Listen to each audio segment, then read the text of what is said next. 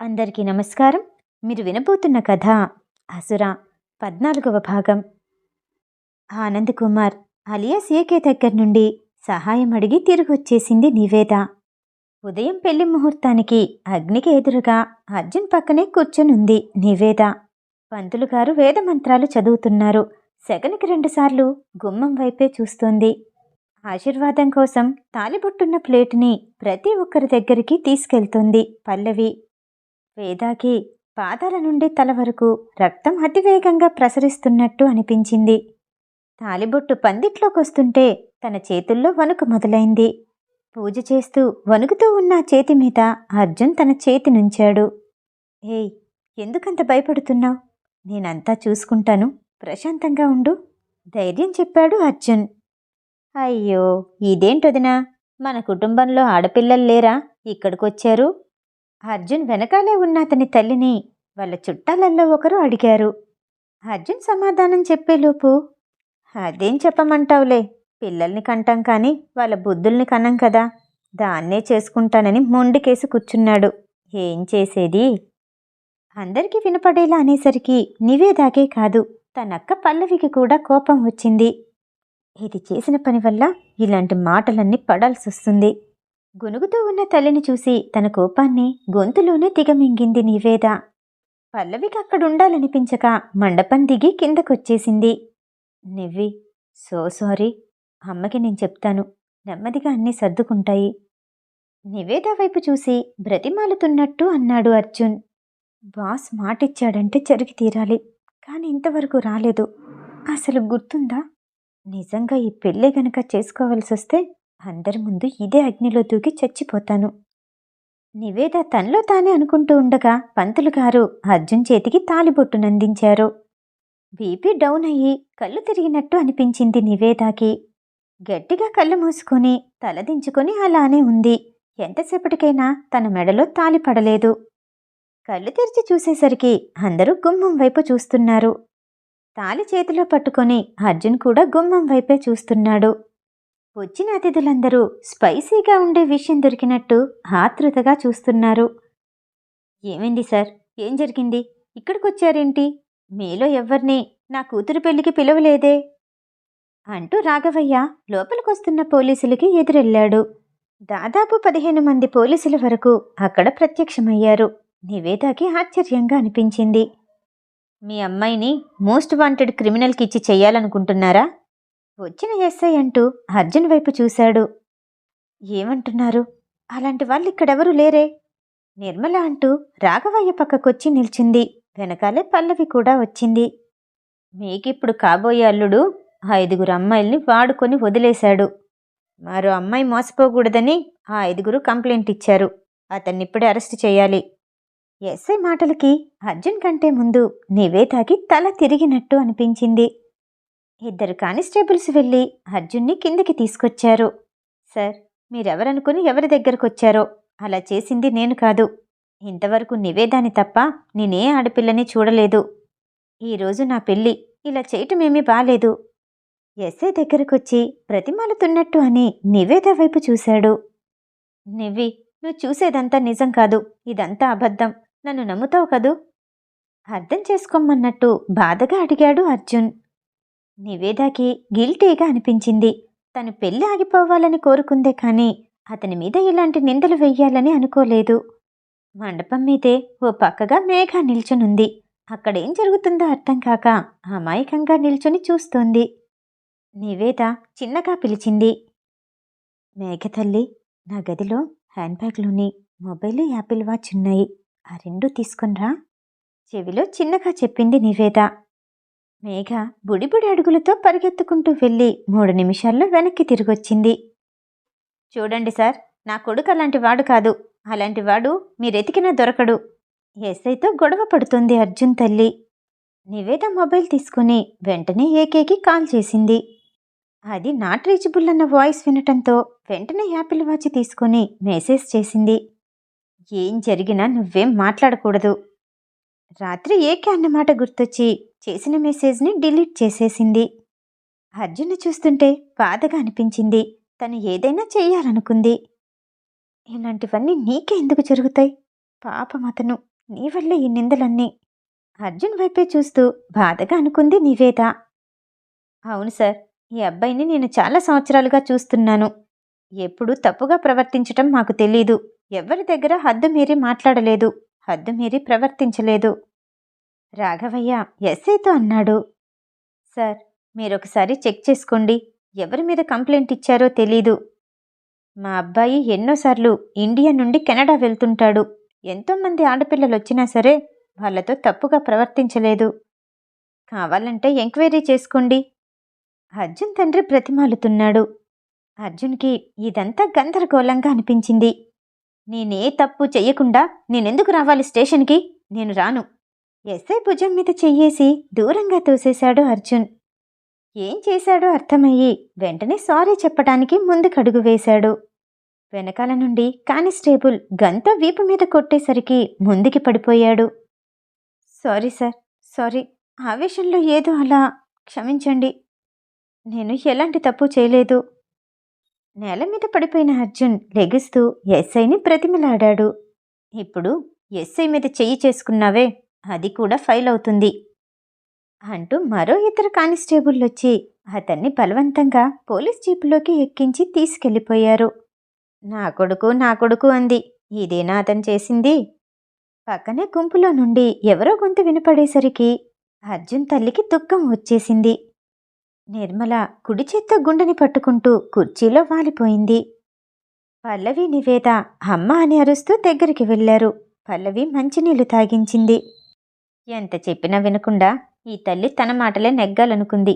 ఏం జరిగిందిప్పుడు? ఎవరో అంటూ ఉండగా నిర్మలాకి బాధగా అనిపించింది.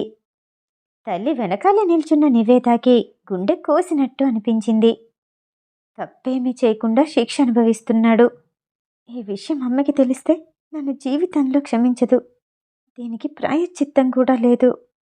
నివేద ఆలోచిస్తూ ఉండగానే మండపమంతా నెమ్మదిగా ఖాళీ అయింది. కొడుకుతో పెళ్ళంటేనే ఇలా జరిగిందని, పెళ్ళయ్యుంటే ఇంకేం జరిగేదో అని అర్జున్ తల్లి శాపనార్థాలు పెడుతూనే వెళ్ళిపోయింది. తన గదిలోకి వెళ్ళిన నివేద ఏకేకి పదే పదే కాల్ చేస్తూనే ఉంది. లాస్ట్ 2 సార్లు రింగ్ అయింది, కానీ ఏకే లిఫ్ట్ చేయలేదు. ఆగకుండా మళ్ళీ కాల్ చేసింది.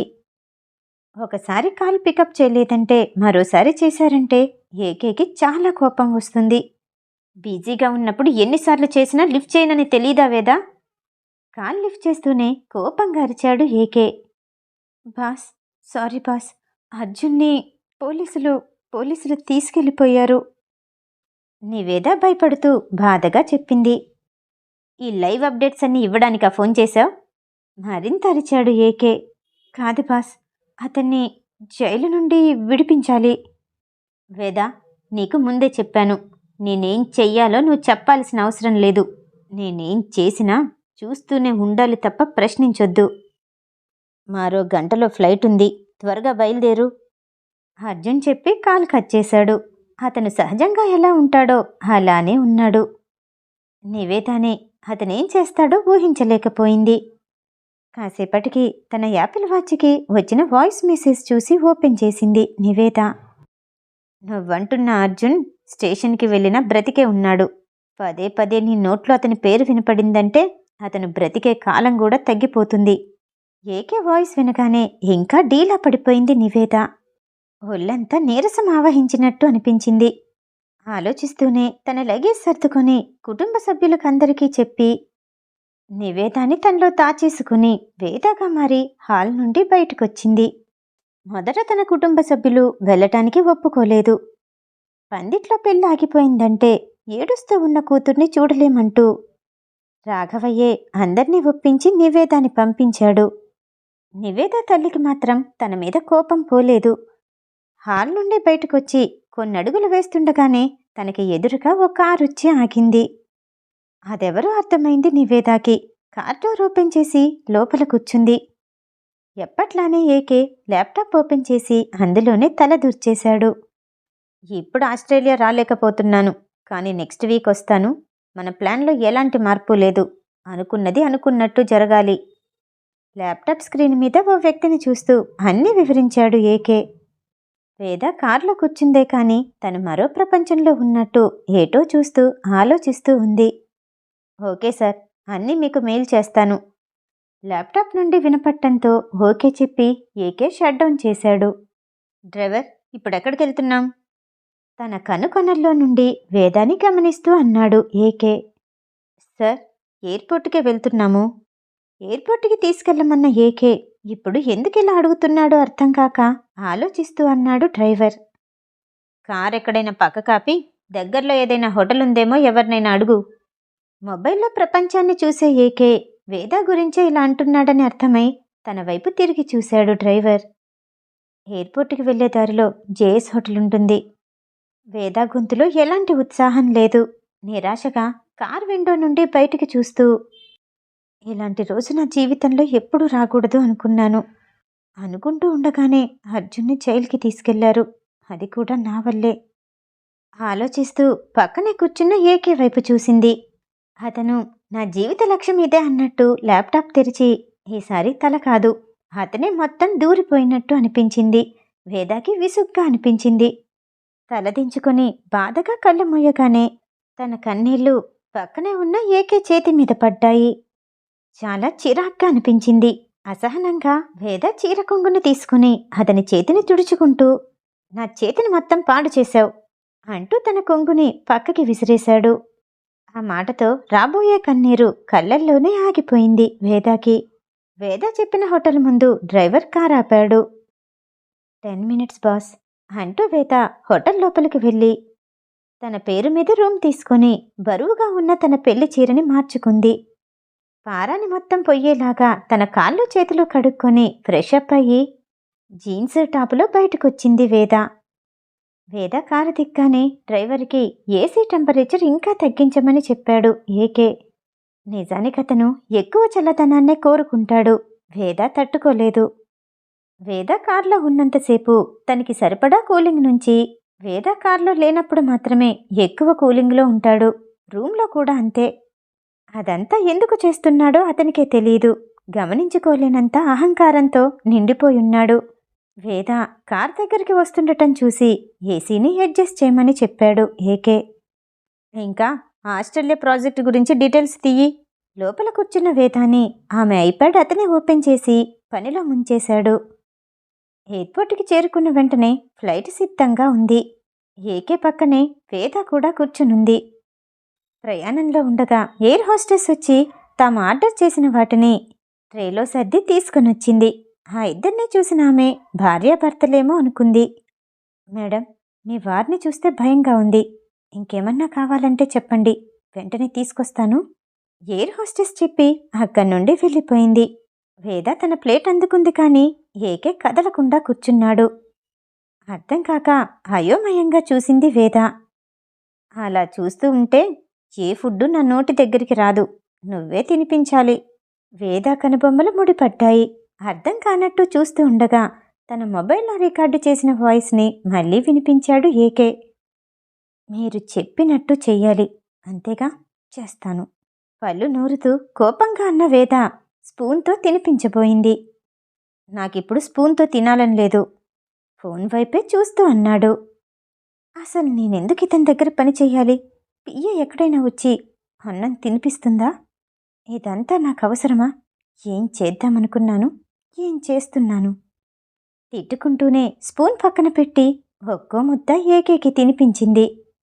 తన వేళ్ళు అతని పెదాలకి తగులుతూ ఉంటే అతనికి గమ్మత్తుగా అనిపించింది. వేదాకి మధ్య మధ్యలో అతని మీసాలు గుచ్చుకుంటూ ఉంటే చిరాగ్గా, విసుగ్గా, అదే మూతి మీద మోచేత్తో ఒక్కటి కొట్టాలనిపించింది. అంత చిరాగ్గా మొహం పెట్టి తినిపిస్తే దిష్టి తగులుతుంది, కాస్త నవ్వుతూ తినిపించు.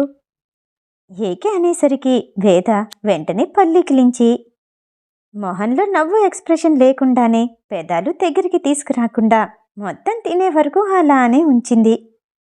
ఏకేకి నవ్వు వచ్చింది కానీ కోపాన్ని నటిస్తూ ఉండిపోయాడు. అతనికి మొత్తం తినిపించిన తర్వాత ప్లేట్ని పక్కన పెట్టి వాష్రూమ్కి వెళ్ళి సబ్బుతో చేతులు శుభ్రంగా కడుక్కుంది. తిరిగొచ్చిన వేదాతో, నా మూతి తుడవలేదు, దానికి మరో పియ్యని పెట్టుకోవాలా అన్నాడు ఏకే. చా, ఇదంతా నా కర్మ. అతని పెదాలు తాకుతున్న ప్రతిసారి ఆమె చేతి స్పర్శని అనుభవిస్తూనే ఉన్నాడు. చేతి వేళ్ళే అంత మెత్తగా ఉంటే పెదాలు ఎలా ఉంటాయో అనిపించింది. మీరు నన్ను ప్రేమించాలి ఆ మాట గుర్తొచ్చి ఆలోచన మార్చుకొని నిశ్శబ్దంగా ఉండిపోయాడు ఏకే. వేద మళ్ళీ వాష్రూంలోకి వెళ్ళి అతని పెదాల స్పర్శ పోయే వరకు అక్కడున్న సోపుతో రుద్దుతూనే ఉంది. ఇలా కాదు, ఇంటికి వెళ్ళగానే రిన్ సోప్తో కడిగితే గాని తృప్తిగా ఉండదు. వేద టిష్యూతో చేతులు తుడుచుకుంటూ వచ్చి తన ప్లేస్లో కూర్చుంది. సర్ఫ్ ఎక్సెల్ ట్రై చేస్తే బెటర్ అనుకుంటా, ఆలోచించు. ఏకే అన్న మాటలకి ఆశ్చర్యంగా చూస్తూ తడబడుతూ తల తిప్పుకుంది వేద.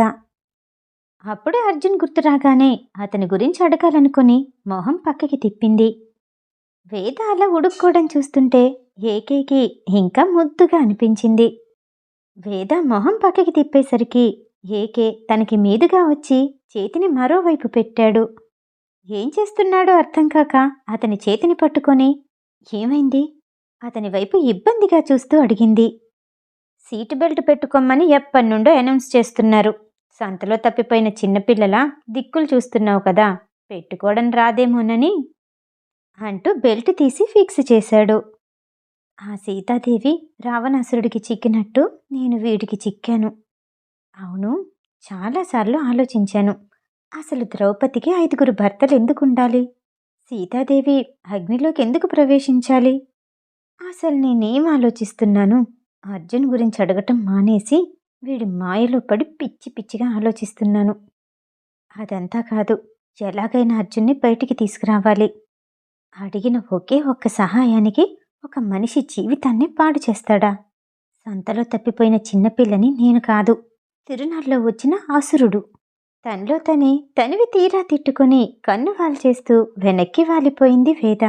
మిగతా కథ తరువాయి భాగంలో. ఈ కథ వింటం మీకు నచ్చినట్టయితే లైక్ చేసి సబ్స్క్రైబ్ చేయండి. మళ్ళీ రేపు కలుద్దాం. నమస్తే.